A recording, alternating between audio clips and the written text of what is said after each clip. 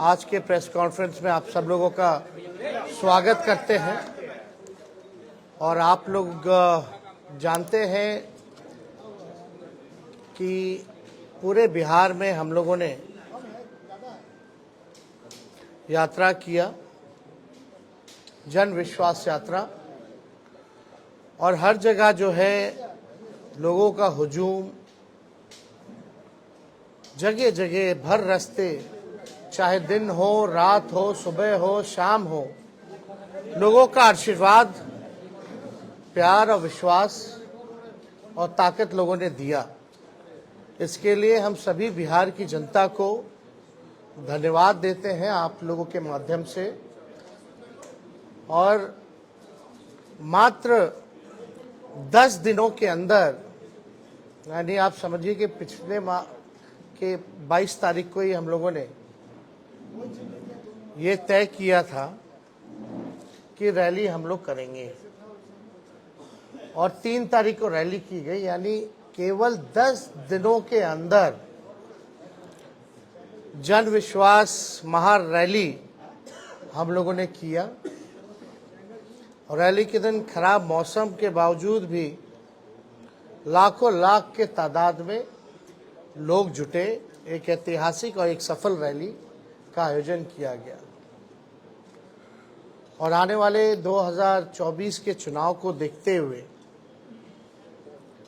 बिहार की धरती ने एक ऐतिहासिक रैली के माध्यम से पूरे देश में संदेश दिया कि हमारा जो गठबंधन है, महागठबंधन, इंडिया गठबंधन, ये मजबूत है और आने वाले समय में बिहार से हम सब लोग चौंकाने वाला रिजल्ट देंगे। लोगों का जिस हिसाब से उत्साह था, एक एनर्जी थी, एक वाइब्रेंट रैली आप कह सकते हैं था। बारिश हो रहा था लेकिन सुबह से लोग डटे हुए थे। शाम में 4 बजे रैली खत्म हुई, कोई जो है मैदान से हिला नहीं। जितना मैदान में लोग थे उससे ज्यादा सड़क पे लोग थे। तो एक ऐतिहासिक रैली हुआ। उन तमाम जनता को हम धन्यवाद देते हैं, सभी महागठबंधन के पार्टियों को, उनके नेताओं को, कार्यकर्ताओं को भी हम धन्यवाद देना चाहते हैं इस सफलता के लिए। और आने वाला जो चुनाव होगा, साफ तौर पे जो हम लोगों ने लकीर खींची है, हम लोगों ने जिस हिसाब से 5 लाख नौकरियां, बहालियां निकाली हैं, नियुक्ति पत्र लाखों में बांटने का काम किया मात्र 17 महीनों में, आरक्षण की सीमा बढ़ाई गई, नियोजित शिक्षकों को राजकीय कर्मी का दर्जा देने का निर्णय हम लोगों ने कैबिनेट से लिया।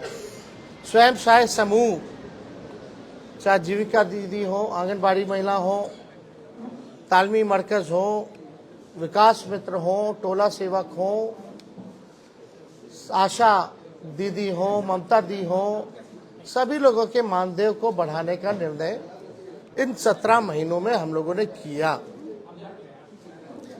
इसके साथ साथ स्पोर्ट्स पॉलिसी के साथ साथ, आईटी पॉलिसी के साथ साथ टूरिज्म पॉलिसी भी इस 17 महीने में हम लोगों ने लाया। जो खिलाड़ी स्पोर्ट्स पॉलिसी के तहत हम लोगों का था कि भाई जो खिलाड़ी मेडल लाएंगे, बिहार का, देश का नाम रोशन करेंगे, उनको भी हम लोगों ने नौकरियां दी।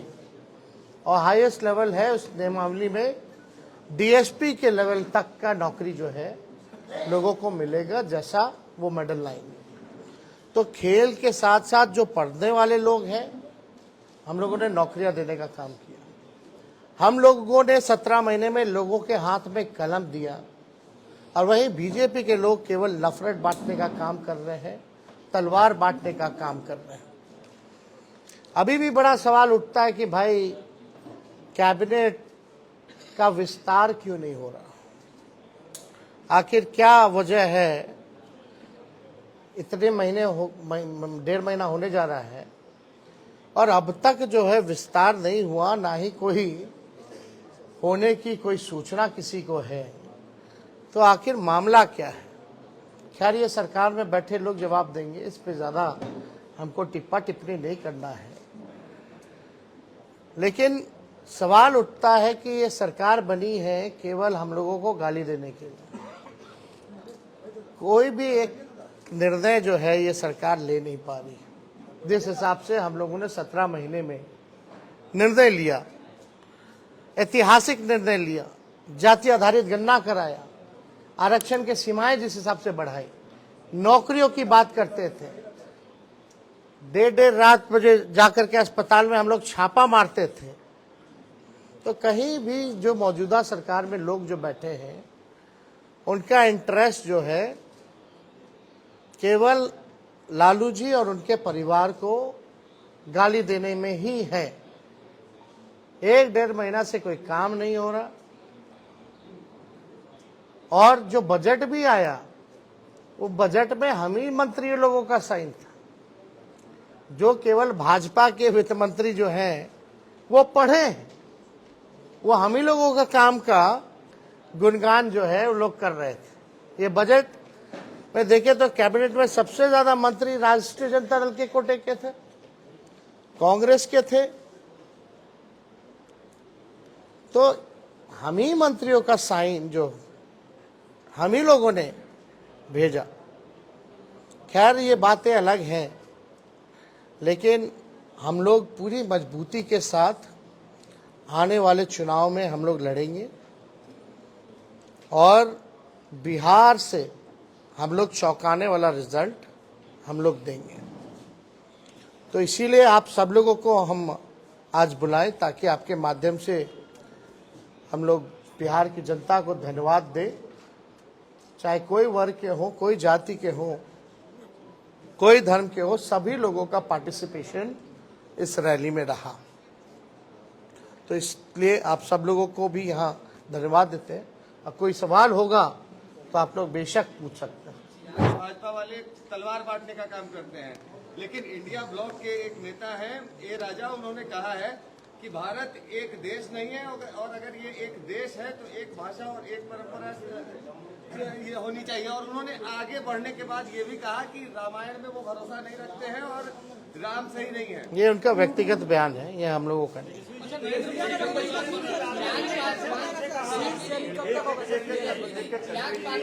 हमारा सीट शेयरिंग एनडीए से पहले हो जाएगा, अंतिम चरण में चिंता नहीं है।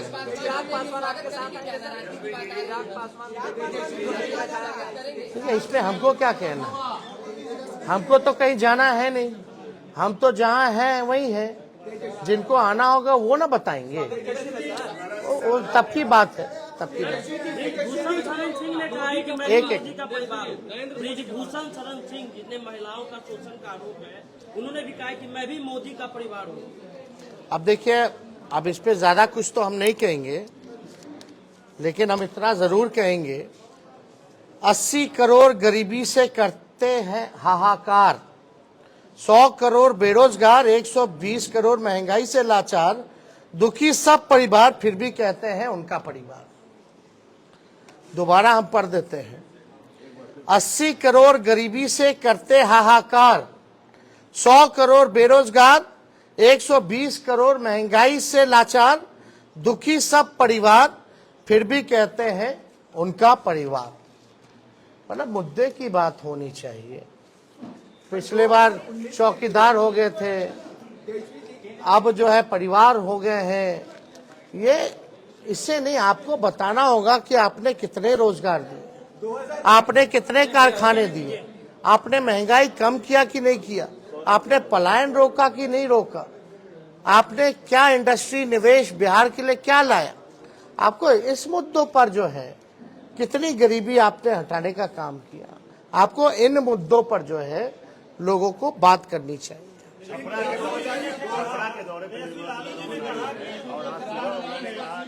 लालू जी ने जो बयान दिया था परिवार को लेकर के, मोदी पर जो सवाल खड़ा किया था, ये ओछा बयान है, इस तरह के बयान उनको नहीं देने चाहिए। इसमें तो सारा बात आ ही गया है, इसमें क्या कहना, कुछ इससे कोई फर्क नहीं पड़ता हूँ क्या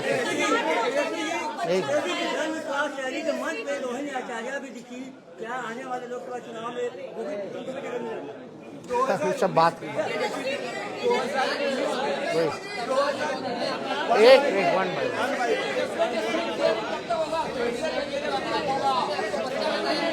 एक कोई समझ में नहीं आ रहा कौन क्या बोल रहा। हम तो बोले भाई बातचीत चल रही है, एनडीए से पहले हम लोगों का हो जाएगा, लेकिन आप देखिएगा जो लिस्ट भाजपा का निकला, बिहार का तो किसी का नहीं निकला। तेजस्वी जी कल सुप्रीम कोर्ट कहाँ बीजेपी में बिहार में एक को टिकट बांटा, जरा नामों बताइएगा। सुप्रीम कोर्ट ने एक फैसला दिया है। उन्होंने एक बयान दिया जिसमें आपको कहा है बच्चे हैं तेजस्वी यादव।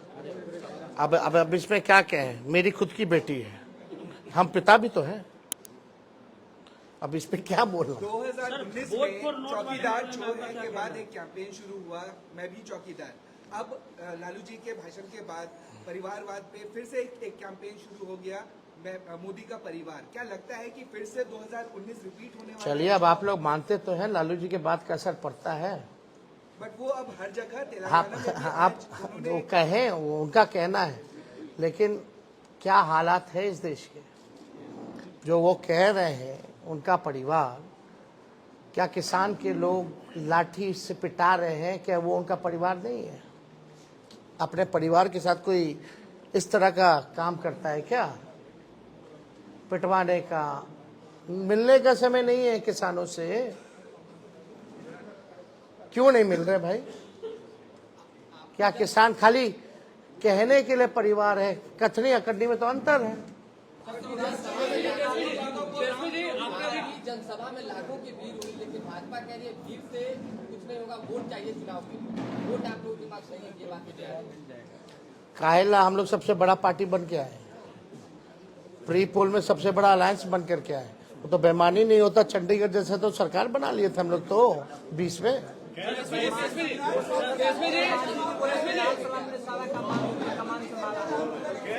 सब लोगों का योगदान है, और जो लोग कुछ भी कहते हैं वो अपना भी करके देख लेंगे।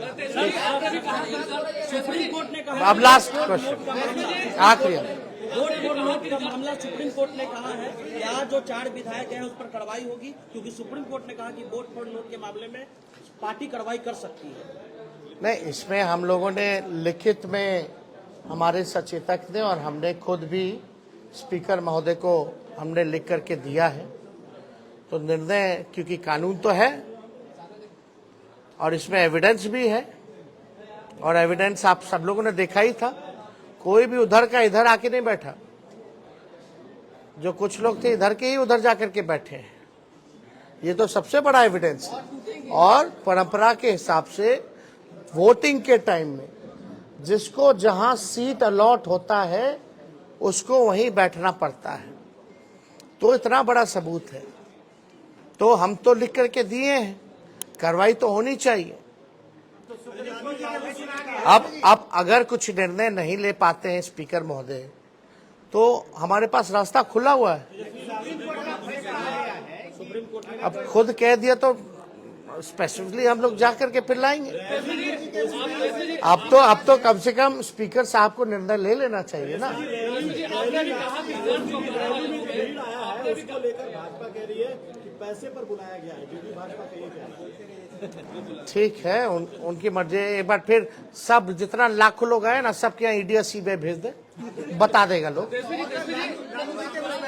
जरा वो 10 लाख से ऊपर जो लोग आए हैं, जरा सबसे पूछताछ कर ले।